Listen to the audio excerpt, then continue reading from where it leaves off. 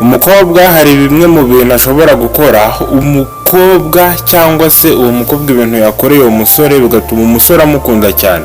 Umusore naguteguriye ibintu umukobwa yakora umusore akamukunda cyane. Kubura umukobwa hari ibintu ushobora gukorera umusore akarwama ahubwo akumva ko nta wundi mukobwa wakundana nawe uretse wowe. Rero ibi ngibi ntabwo ari uburozi ahubwo ni amagambo cyangwa se ni bimwe mu bintu ngiye kukwereka ushobora gukorera uwo musore bigatuma agukunda cyane. Hari igihe usanga uri umukobwa ugakunda umusore pe ukabura ubimubwira, ariko nukora bino bintu bizatuma umusore arwama ahubwo yumve yakundana nawe. Nta kindi usabwa wowe uyu munsi usibye gukanda subscribe, kandi niba warayikanze bihererwe icyubahiro kandi shimwa. Ndavuga aho wayikanze, nawe utarayikanda rero yikande kugira ngo utazajya ucikwa na byinshi tugenda tubagezaho. Nanjye wategura kino kiganiro nkaba ngiye kunakibagezaho nitwaye Aime, uhawe ikaze. Ikintu cya mbere rero uzakorera umusore akagukunda cyane wa mukobwa we ni ukumuha umwanya uhagije. Guha umwanya uhagije umukunzi wawe ni rumwe mu rufunguzo ruzatuma urukundo rwanyu rukomera. Igihe cyose wamuhaye umwanya uhagije bituma agira amarangamutima akavuga uti uyu niwe mukunzi wanjye. Nubwo hari benshi usanga badatanga umwanya cyangwa se badahana umwanya, iyo minota ibiri umunota umwe birahagije. Ukamuhamagara mu gitondo ukamubwira uti waramutse ute, ku mugoroba uti wiriwe ute, mukaba mwanafata akanya mukaganira harega, mukaganira ku by'ubuzima bw'urukundo rwanyu. Ibyo ngibyo rero bizatuma umukobwa yigarurira umutima w'umusore. Kuba umusore rero abona umwiryaho numuvugisha bituma kwanga, ariko igihe cyose wamuhaye akanya ukavuga uti ndashaka wowe, ndashaka kuganira nawe, ibyo ngibyo rero bituma urukundo rukomera kandi n'urwo rukundo rubonye akavuga uti wama nkakundana nka bariya. Rero hari igihe usanga ufite urukundo ariko ugasanga umuntu ntiyifuza kugira urukundo nk'urwanyu bitewe n'ibintu yabonye mukora cyangwa se urukundo rwanyu biruranga. Ikintu cya kabiri rero umukobwa yakora umusore akamukunda cyane cyangwa se akamwimariramo ni ukumwubaha. Nyaboneka kubaha umukunzi wawe ni rumwe mu rufunguzo rutuma amarangamutima yifungura, cya kigufuri kiri ku mutima we kigafunguka ukinjira. Rero igihe cyose winjiye no gufunga arafunga ukagumamo. Wa musore rero nubona umukobwa ari kuguha keya, akubwira neza, rimwe na rimwe akanakubaha. Umukobwa ukubaha uwo ntuzavamo umugore wawe. Nyaboneka ntuzashake wundi utakubaha uvuga uti nzamuhindura, kuko hari igihe wihanga ugiye kumuhindura ahubwo ugasanga mu ruhindagurana, ugasanga ingumi nizo ziri kuvuga kurusha ibikorwa byanyu. Ese ni gute wifuza ko urukundo rwanyu ruzaba urukundo rw'ingumi gusa? Oya, mujye mwubahana. Rero niba umukobwa mukundana cyangwa se umukobwa ubona ukabona ariyubaha kandi aranakubaha, ushatse wanamugira umugore. Ariko nanone umukobwa ibintu nabigukorera wa musore we mukundana bizatuma urukundo rwanyu rukomera, kandi ukahita wifuza guhita umubwira umugore ako kanya bitewe n'ukuntu cyangwa se bitewe n'ibyo bintu aba yagukoreye. Ikindi kandi umukobwa yakora umusore akamukunda cyane ni ukumuha urukundo nyarwo. Nyaboneka kuganira n'umukunzi wawe ukamubwira uti I love you, nawe akavuga uti I love you too, ariko amagambo aherekejwe n'ibikorwa. Nanone kumuha urukundo rwa nyarwo nyine uramubwira uti ndagukunda. Kubimubwira birahagije se? Oya, gerekaho n'ibikorwa. Numubwira uti shu ndagukunda sinzaguhemukira, ntukamuhemukire nyine. Numubwira uti ndagukunda sinzaguca inyuma, mukunde we wenyine nyine, wirinde kumuca inyuma, kuko kumuca inyuma ni kimwe mu rufunguzo ruzatuma umusore avuga uti uyu nguyu ntabwo nabana nawe cyangwa se nta nubwo nanakundana nawe. Rero na zimwe mu ngo ibi bintu mwazikurikiza kugira ngo bibashe kuba byagera kure. Ikindi kandi umukobwa yakora umusore akamukunda cyane no kumwubahisha. Kumwubaha ni kimwe, ariko nanone kumwubahisha ni kimwe mu bintu bituma urukundo rukomera. Ese ni gute umukunzi wawe waba utamwubahishije ngo urukundo rwanyu rukomere? Muri sosiyete cyangwa se muri karitsiye aravuga ijambo akaba ari umwe mu bamuseka cyangwa se mu bamukwena, kandi ari wowe akaba uri iruhande rwiwe. Gerageza umwubahishe. Yakoze ikosa, gerageza umukavaringi. Ari mu ideni ukavuga utaho kugira ngo isheri wanjye abashe kuba yakubaka izina ribi muri sosiyete, reka mwishyurire. Habaye akabazo runaka ukavuga uti sheri wanjye, mbese ugasanga buri kintu cyose uri kumukavaringa. Ibyo ngibyo rero bituma urukundo rukomera kandi uba umwubahishije.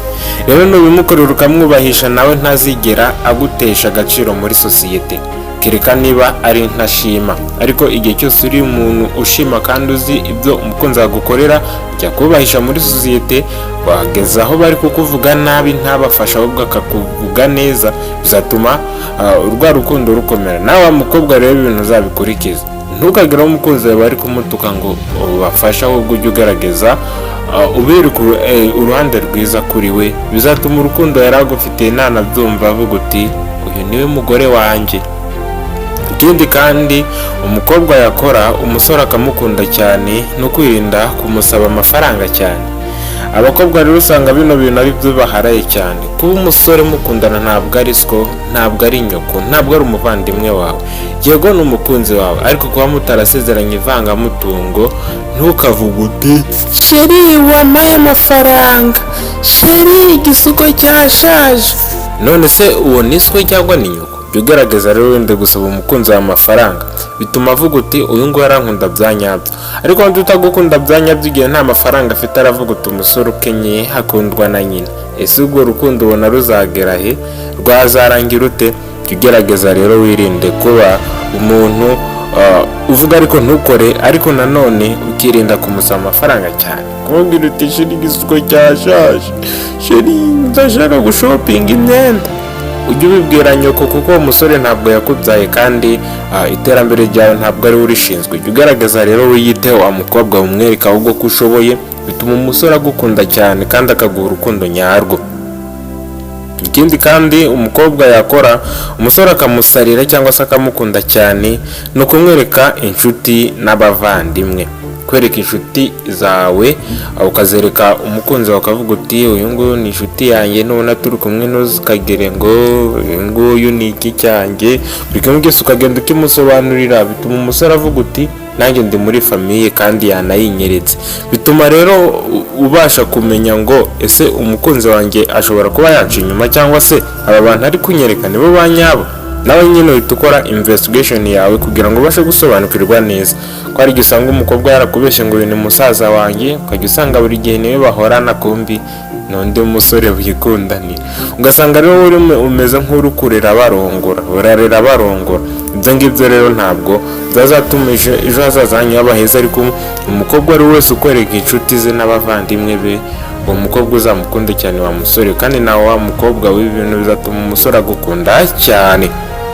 Ikindi kandi umukobwa yakora umusore akamukunda cyane, ni ukutamuca inyuma. Nkuko nari mbivuze, hari igihe nyine usanga umweretse umuvandimwe wawe, cyangwa se wise umuvandimwe wawe mu buryo bwo kwikavaringa, bigatuma rero muhora uca inyuma w'umukunzi wawe wa mbere. Ariko jya ugerageza, niba umusore yarakubwiye uti I love you, wowe waratinye kubivuga umukobwa, jya ugerageza rero wirinde kuba wamubabaza.